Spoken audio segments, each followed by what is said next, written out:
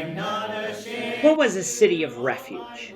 This is the question that we seek to answer today as we continue our verse-by-verse study of the book of Numbers on Walking Through the Bible.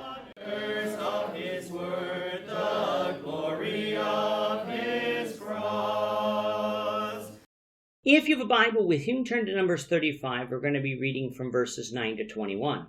If you don't have a Bible, don't worry. Just follow along with us on the screen. The version that we'll be reading from is the New King James Version. So, Numbers 35, beginning at verse 9. Then the Lord spoke to Moses, saying, Speak to the children of Israel and say to them, When you cross the Jordan into the land of Canaan, then you shall appoint cities to be cities of refuge for you. The manslayer who kills any person accidentally may flee there.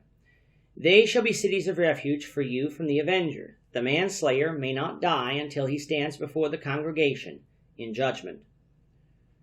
And of the cities which you give, you shall have 6 cities of refuge. You shall appoint 3 cities on this side of the Jordan, and 3 cities you shall appoint in the land of Canaan, which will be cities of refuge. These 6 cities shall be for refuge for the children of Israel, for the stranger, and for the sojourner among them, that anyone who kills a person accidentally may flee there. But if he strikes him with an iron implement, so that he dies, he is a murderer. The murderer shall surely be put to death. And if he strikes him with a stone in the hand, by which one could die, and he does die, he is a murderer. The murderer shall surely be put to death. Or if he strikes him with a wooden hand weapon, by which one could die, and he dies, he is a murderer. The murderer shall surely be put to death. The avenger of blood himself shall put the murderer to death. When he meets him, he shall put him to death. If he pushes him out of hatred, or while lying in wait, hurls something at him so that he dies, or in enmity he strikes him with his hand so that he dies, the one who struck him shall surely be put to death. He is a murderer. The avenger of blood shall put the murderer to death when he meets him. In our last lesson, we looked at the cities that the Levites would receive to live in due to the fact that they would not receive an inheritance in Israel, due to the fact that they would serve the Lord in the tabernacle. In total, there would be 48 cities in Israel that would be given to the Levites. However, each tribe would not give 4 cities each. They would give up a number of cities based on their size. That meant that the larger tribes would give up more than 4 cities, and smaller tribes would give up less than 4 cities. Along with the cities, lands for pastures that surrounded these cities were also given. Since the Levites probably totaled around 50,000, including women and female children, that meant that each Levitical city would be around 1,000 in population when Israel entered Canaan. Tucked into the instructions for Levitical cities was a requirement that 6 of these 48 cities would be known as cities of refuge. 3 cities would be situated on the west side of the Jordan River, and 3 on the east side. Why this is true will become evident as we study through the rest of this chapter.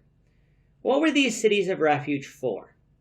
They would be cities where someone who killed another person could flee to in order to avoid the avenger of blood, the person who would be appointed by the next of kin of the person killed, in order to execute the killer of the other. If you recall from Genesis 9, verses 4 to 6, we read, But you shall not eat flesh with its life, that is, its blood. Surely for your lifeblood I will demand a reckoning. From the hand of every beast I will require it, and from the hand of the man. From the hand of every man's brother I will require the life of man.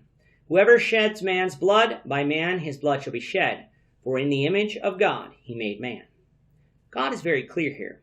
If you kill another person, the penalty for that crime is death. No distinction is made for intentional murder or accidental death. You killed someone, even accidentally, you deserve to die.